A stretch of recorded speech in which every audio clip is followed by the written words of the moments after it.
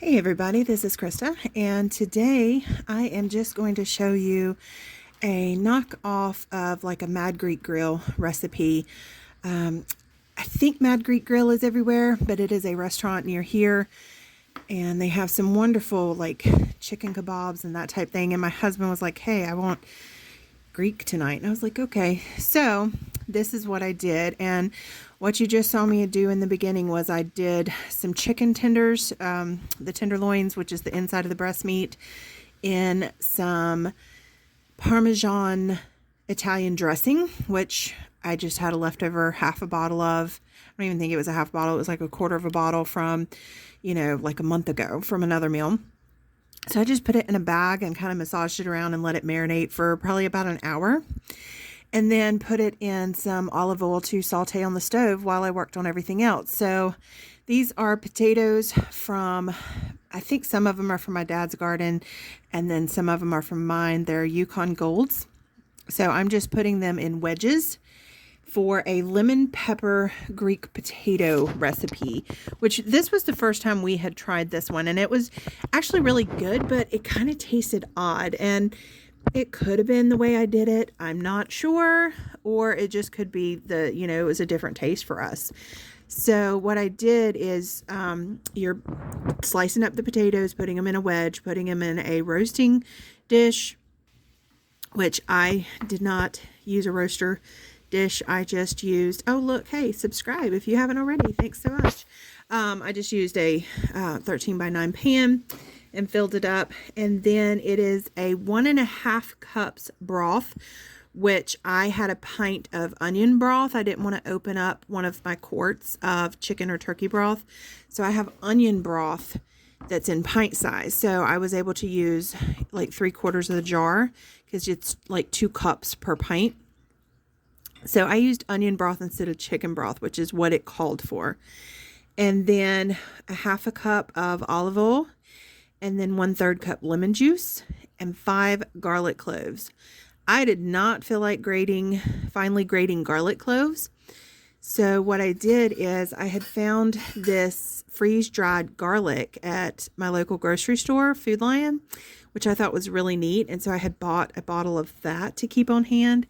And I decided to open that up and try that with this recipe since there was so much liquid per potato. And that was actually a really cool thing to keep on hand. They're expensive. It's like $5 for this little bottle with the blue lid on the screen. So one of the things on my list that I want is a freeze dryer. And I typically grow a lot of garlic. I didn't grow garlic for this year, but I'm going to go back to growing a lot of garlic and onions this coming fall for next year. So I'm hoping that we can get a freeze dryer maybe next spring or next summer. And I could do this because it was really neat to have. So the recipe also calls for 1 tablespoon of oregano dried. I do not typically keep just oregano, but I do have a giant bottle of Italian seasoning.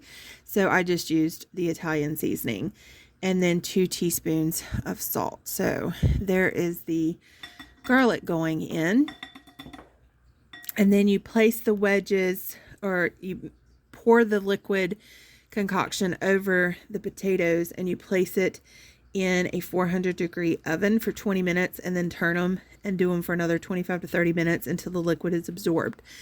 So I actually had to go out and take care of animals, and I was afraid I couldn't get it done in 20 minutes. So I put the oven on 350 instead of 400 and put them in there for about 35 to 40 minutes, and then turned them and cooked them for about 10 to 20 minutes more. And that left just kind of like the olive oil in the bottom. Everything else was absorbed, and the potatoes had started getting crispy on the edges. And so that actually worked out so that I could go out and get my animals and stuff taken care of while this was cooking. Because that's typically what I try to do, is get the dinner going and then go take care of garden animals. So Anyway, while that was going and the chicken was going, actually the chicken was already cooked at this point, I started a salad and I forgot to film the very first part, but it's just basically bagged lettuce because we don't have any right now, cucumbers and tomatoes from my garden, which is why they're yellow, and red onions, and then I had boiled up some eggs earlier from our chickens, and then added some feta and some green olives. So the only thing that I really bought for this was the feta, green olives, and the lettuce mix. Oh, and the red onion, because I didn't have any onions this year. So that salad was put together. And then I served this with some tzatziki sauce, which I purchased at Aldi, and it's not much there. I want to say it's like $2.50 or something like that. And then hummus is like $2.78 or something. And then some pita bread, which is around $3. So I had a lot of this stuff. And right now, as I record this, I actually have cucumbers in my dehydrator so that over the winter I can make my own tzatziki sauce. But for this meal, because I needed to do it pretty quickly, and I was coming home from running errands and stuff, I went ahead and bought tzatziki sauce and bought the hummus. I never make hummus. I need to learn to do that. But so there were some things that I purchased. So I think I spent $9 to $12 on this entire meal, which fed more than 4 people because we had leftovers. But I would say if you had to purchase everything, I mean, I literally had everything in my pantry for the potato wedges, most of the stuff for the salad. We grow our own chicken. But I would still think you would be able to do this in about $20, $25, which sounds like a lot. But if you were to go to the restaurant, then you're going to be spending,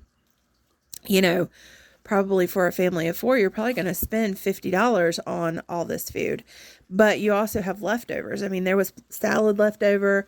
There was not chicken leftover. However, that's because I think my husband went back and ate the rest of it between him and my son. There probably would have been a couple pieces of chicken like you could put on the salad for lunch the next day.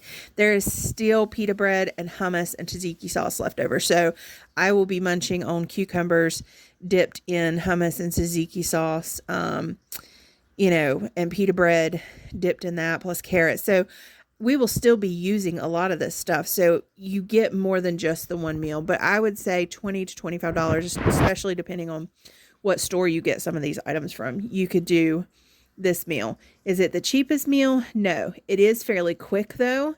It's pretty easy. And I think economically it's much better than going to the restaurant, especially considering how easy it is. So here is, I'm just plating it up.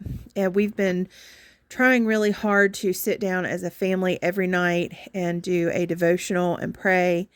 And that has been really great for us as a family.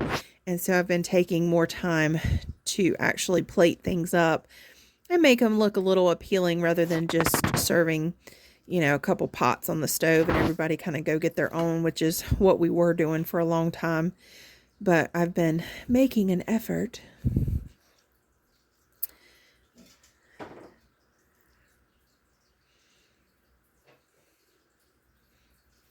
And then there's silence.